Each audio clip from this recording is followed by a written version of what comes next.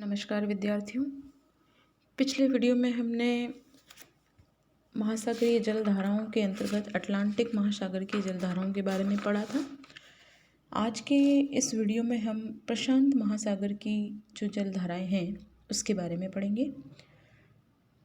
तो प्रशांत महासागरीय जलधाराएं जो हैं उसमें भी हम दो प्रकार की जलधाराओं के अंतर्गत इसको पढ़ेंगे। पहला है उत्तरी प्रशांत महासागर की जलधाराएं और दूसरा है दक्षिणी प्रशांत महासागर की जलधाराएं।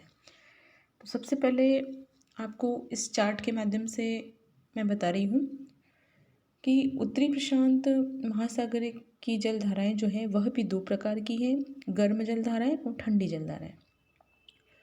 तो उत्तरी प्रशांत महासागर की गर्म जलधाराओं के अंतर्गत सबसे पहले जो आती है वह है उत्तरी विषुवतीय जलधारा। उत्तरी विषुवतीय जलधारा का जो विस्तार है वह है मैक्सिको के तट से लेकर के फिलीपींस के तट तक। अब इसकी उत्पत्ति के जो कारण हैं वह तीन बताए गए हैं। पहला है जो उत्तर पूर्व से व्यापारिक पवन आती है उसके द्वारा, दूसरा है पृथ्वी की घूर्णन गति के कारण आती है और तीसरा है वर्षा द्वारा जल की प्राप्ति। इन तीनों कारण से यह उत्तरी विषुवतीय जलधारा उत्पन्न होती है। दूसरी है क्यूरोसिवो की जलधारा।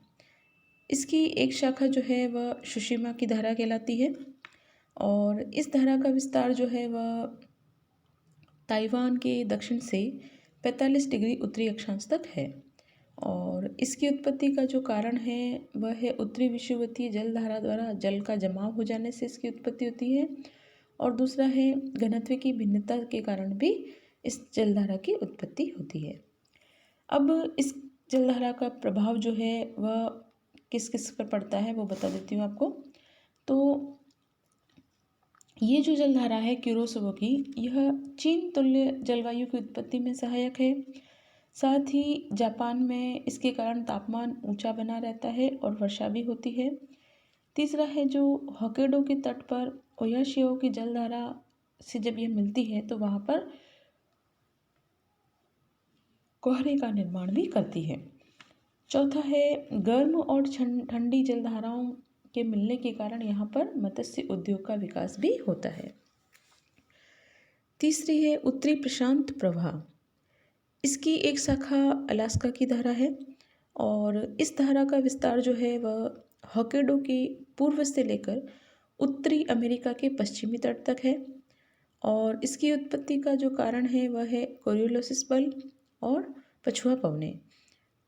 इस धारा का जल प्रभाव जो है वह अलास्का तट पर बंदरगाहों का सालों भर खुला रहना है।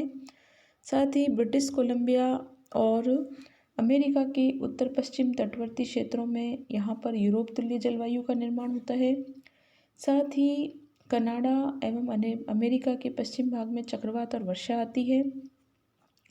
चौथा है मत्स्य उद्योग के विकास में भी ये सहायक होता है। फिर है ठंडी जलधारा। उत्तरी प्रशांत महासागर की ठंडी जलधारा के अंतर्गत पहली जो है वह है कमचटका या ओयाशियो की धारा या क्यूराइल की धारा। इसकी एक शाखा ओखोटस्क धारा कहलाती है।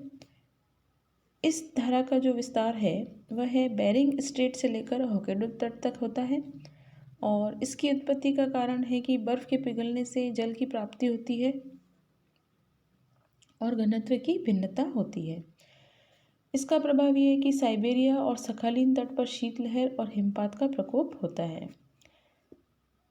उत्तरी प्रशांत की ठंडी जलधारा में दूसरे प्रकार की जो जलधारा है वह है कैलिफोर्निया की जलधारा। इसका विस्तार कैलिफोर्निया तट तक होता है और इसकी उत्पत्ति के कारण में व्यापारिक पवन द्वारा उत्तरी विषुवतीय जलधारा के रूप में कैलिफोर्निया तट से जल के हटाने के फलस्वरूप नीचे की अपेक्षाकृत ठंडे जल का ऊपर उठ जाना ही इसकी उत्पत्ति और विस्तार का कारण है। फिर है इसका प्रभाव जो है वह है कैलिफोर्निया तट पर कोहरा होता है और वहाँ पर वर्षा का अभाव होता है। दूसरा है कैलिफोर्निया मरुस्थल का निर्माण होता है। फिर है दक्षिणी प्रशांत महासागरीय जलधाराओं के अंतर्गत गर्म जलधाराएं, जिसमें सबसे पहले है दक्षिण विषुवतीय धारा। दक्षिण विषुवतीय धारा जो है वह है पेरू और इक्वेडोर के तट पर पापुआ से लेकर न्यूगिनी तक, और इसकी उत्पत्ति का कारण दक्षिण पूर्वी व्यापारिक पवन है और पृथ्वी के घूर्णन गति का प्रभाव है। दूसरी है पूर्वी ऑस्ट्रेलिया धारा। इसका विस्तार ऑस्ट्रेलिया के पूर्वी तट पर 40 डिग्री दक्षिणी अक्षांश तक और उत्पत्ति के कारण में जल का जमाव, और दूसरा है घनत्व की भिन्नता।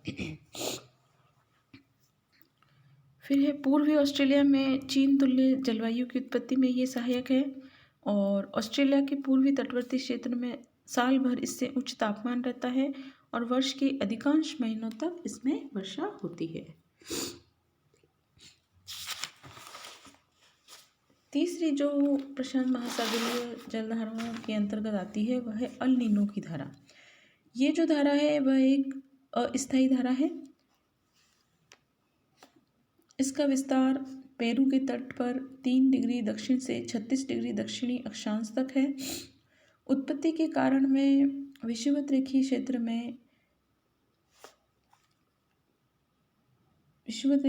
में वायुदाब में होने वाले परिवर्तन के फलस्वरूप दक्षिण विषुवतीय धारा का कमजोर होना, विषुवत रेखीय प्रदेश के जल का 3 डिग्री दक्षिण से 36 डिग्री दक्षिणी अक्षांश के बीच प्रवाहित होना। फिर है इसके प्रभाव में यहाँ पर पेरू की धारा का लोप हो जाता है। पेरू और चिली के तटवर्ती क्षेत्रों में अत्यधिक वर्षा होती है। तटवर्ती भागों में प्लैंकटन और मछलियों एवं पक्षियों का विनाश होता है। संपूर्ण विश्व मुख्यतः मानसूनी जलवायु एवं प्रतिकूल प्रभाव के कारण दक्षिण में दोलन में व्यवधान उत्पन्न होने के कारण इसकी उत्पत्ति होती है। अब नीचे के आपको मानचित्र में प्रशांत महासागर की जलधाराओं के बारे में अच्छे से बताया गया। इसमें जो डार्क एरो है वो है आपकी गर्म जलधारा, और जो लाइट एरो है वो है आपकी ठंडी जलधारा। इसके बाद है दक्षिणी प्रशांत महासागर की ठंडी जलधाराओं में सबसे पहले है पेरू की धारा, जिसे हम्बोल्ट की धारा भी कहते हैं। इसका विस्तार पेरू एवं चिली के तट पर है। उत्पत्ति के कारण में स्थलीय अवरोध, दूसरा है घनत्व की भिन्नता, तीसरा है दक्षिण विषुवतीय जलधारा के रूप में पेरू के तट से सतह के जल को हटाए जाने के फलस्वरूप नीचे के ठंडे जल का ऊपर आ जाना। इस जलधारा का प्रभाव ये पड़ता है कि तटवर्ती भागों में कोहरा होता है परंतु वर्षा का अभाव होता है। साथ ही अटाकामा मरुस्थल का निर्माण होता है। और तीसरा है ठंडे जल के ऊपर आ जाने से मत्स्य उद्योग का विकास भी होता है। दूसरी जो ठंडी जलधारा उसमें है पछुआ पवन प्रभाव। पछुआ पवन के प्रभाव के क्षेत्र से पश्चिम से पूर्व की ओर इसका विस्तार होता है। फिर है तीसरा दक्षिण विषुवतीय प्रतिधारा। दक्षिण विषुवतीय प्रतिधारा का विस्तार जो है वह पश्चिम में मिंडाओ द्वीप से लेकर पूर्व में पनामा की खाड़ी तक रहता है। उत्पत्ति के कारण में व्यापारिक पवनों के कारण महासागर के पश्चिमी भाग में जल का संचय होने से पश्चिम से पूर्व की ओर ढाल प्रवणता का निर्माण होता है, जिससे इस विषुवतीय प्रतिधारा का निर्माण होता है। तो ये तो थी विद्यार्थियों आपके प्रशांत महासागर की ठंडी और गर्म जल धाराएं। धन्यवाद विद्यार्थियों।